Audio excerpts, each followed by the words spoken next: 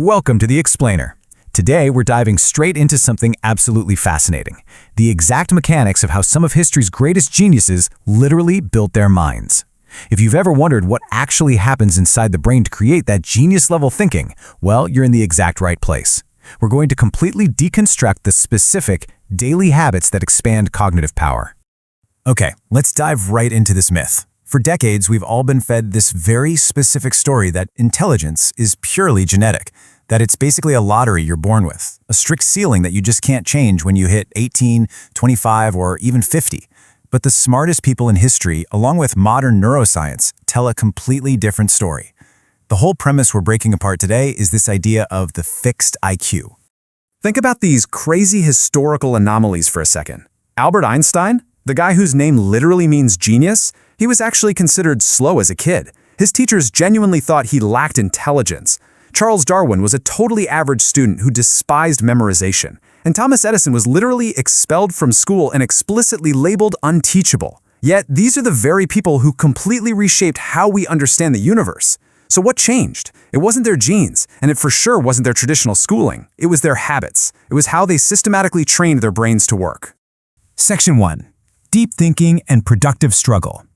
Now, the way most of us operate today is actually a massive roadblock to cognitive growth. We kind of assume we get smarter just by consuming more stuff, more videos, more podcasts, instant information, constantly filling every single second with input. But neuroscience shows us the exact opposite is true. Your brain doesn't actually get significantly smarter through passive consumption. It gets smarter through active brain training, specifically when it's forced to think without any input at all and when it really struggles before getting an answer. And modern neuroscience totally backs this up. When you finally strip away all that external noise, you activate what's called the default mode network. This is the brain system heavily responsible for abstract thinking, deep insight, long-term reasoning, and true creativity. And the really crucial takeaway here is that this powerful network only truly fires up during periods of zero input. Einstein is actually the perfect historical example for this science. He didn't just sit there blindly calculating equations all day. He did these famous wild thought experiments. He'd imagine himself chasing a beam of light, or try to visualize what would happen if gravity actually bent space. And to do this, he would walk entirely alone for hours. No books, no notes, no input, just pure, undistracted thinking. Modern studies mirror this exactly, proving that folks who regularly do this kind of undistracted thinking score way higher in problem solving, strategic reasoning, and creative intelligence. So here's a highly actionable step you can take today. Smart habit number 1, the thinking walk. The rules are beautifully simple, but honestly, pretty tough for us today. Go for a daily walk and completely leave your phone and music behind. Zero input. When you first do this, it's going to feel incredibly boring. Then it'll probably feel really uncomfortable. But if you push through that initial friction, it transitions into deep insight. That feeling of discomfort you get, that is literally the sensation of your intelligence growing.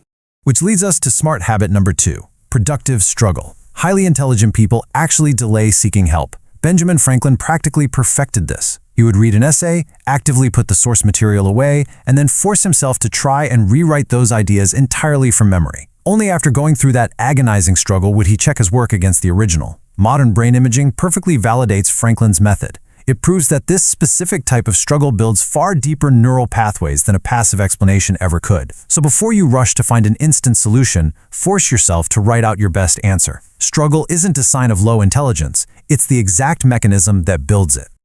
Section 2. Writing to clarify. Thinking made visible. You know, most people just view writing as a way to rigidly record facts so they don't forget them. But incredibly smart people, they use writing as a tool to actually clarify their thinking. Just look at Leonardo da Vinci. He wasn't sitting around writing these perfectly polished, organized essays. His famous notebooks were an absolute mess. They were vibrantly alive with fragments, rapid-fire questions, complex diagrams, and outright contradictions. He was literally thinking in real time on the paper. And this brilliantly illustrates what modern research from Princeton and UCLA has now proven. Writing by hand forces your brain to physically slow down. In that slower space, your mind can actually detect hidden gaps in your logic and transform super vague ideas into highly precise concepts. The research unequivocally shows that writing by hand improves conceptual understanding far, far more than typing or simply reading. Why? Because writing is quite literally thinking made visible. So here is smart habit number 3, the daily thinking journal. Now, this isn't a diary about what you had for lunch. This is an active audit of your mind. Sit down daily and ask yourself these exact questions. What do I actually understand? What specific concept confused me today? And what idea feels unfinished? Remember, intelligence rapidly grows in the exact places where your thoughts are deeply examined, not just passively collected. Section 3. Mental Models and Memory Training. High IQ individuals absolutely do not just memorize isolated, disconnected facts. They understand and build vast systems. Charlie Munger famously called this a latticework of mental models. You don't just study one thing in a vacuum, you realize that physics teaches you fundamental cause and effect. Biology reveals the rules of adaptation, psychology exposes human bias, and economics highlights the power of incentives. By weaving all these together, you create a massive, interconnected framework of how the world actually works. When your brain learns to jump across completely different domains like that, it unlocks something crucial: transfer intelligence. This is the rare ability to take an idea learned in one specific field and seamlessly apply it to a totally novel context. This is exactly why polymaths, people like Aristotle, Da Vinci, and Goethe, so thoroughly dominated history. And modern research totally backs this up. Cross-domain learners show much higher fluid intelligence, meaning they can reason incredibly well in entirely new, unfamiliar situations. To build this kind of flexibility, you need smart habit number 4, cross-domain learning. Here's a challenge for you. Every single week, deliberately pick one concept that is completely outside of your usual professional field or daily routine. You don't need to study it perfectly to become an expert. You just need to understand it conceptually. Actively hunt for the ways this strange new idea connects back to your existing knowledge. Your brain gets measurably smarter when these completely disparate ideas start sparking and connecting. Of course, making all these connections relies on actually being able to hold them in your mind. Nikola Tesla took this to an absolute extreme. He had such incredibly deliberate memory training that he could mentally visualize entire complex machines. He'd mentally rotate them, test them for wear and tear, and find flaws all in his mind before he ever bothered to build a single physical prototype. Ancient scholars deeply understood this. A sharper memory isn't just about storing facts. It inherently creates faster, better reasoning. Which brings us right to smart habit number 5, deliberate memory training. We've got to stop thinking of memory as just a static talent, like you either have it or you don't. It is a foundational, highly trainable skill. MRI studies actually show that folks who train their memory develop denser, far more efficient brain connections.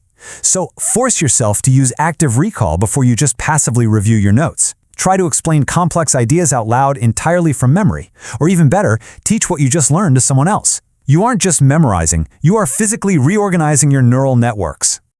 Section 4. Protecting energy, cognitive recovery. Think about the number 4.5. That is the absolute maximum number of hours that Charles Darwin worked in a single day. 4 to 5 focused hours. That's it. The entire rest of his day was spent aggressively protecting his cognitive energy. He was walking, he was resting, and he was simply reflecting. Extremely smart people know they can't think at maximum capacity all day long. They only push when their brain is at its absolute strongest. So the crucial point here is how you handle your downtime. We've reached smart habit number 6, cognitive recovery. Things like chronic stress, lack of sleep, and just the endless stimulation of modern life actively damage your executive function, which is a massive core component of your IQ. Your brain doesn't upgrade its physical hardware during the hustle. It only upgrades during recovery. You absolutely must sleep deeply, move daily, and get some sunlight. And maybe the hardest one of all, completely avoid constant stimulation and genuinely allow yourself to feel bored. Boredom is not a weakness, guys. It is vital cognitive recovery. We've covered a ton of ground today, but if you take away just one massive paradigm shift, let it be this. Intelligence doesn't increase through quick hacks. It increases through relentless habits. The smartest people in history didn't just chase after intelligence like it was some prize to be won. They meticulously built daily systems and habits that naturally allowed their intelligence to grow over a lifetime. And that leaves us with a pretty important question. If you want to think clearer, learn faster, and build a stronger mind, you have to start with your habits, rather than just hoarding more information. Now that you definitively know your intelligence isn't just some fixed genetic ceiling, what system are you going to build today? Thanks for joining me on this explainer, and I really encourage you to start implementing these brain training habits right now.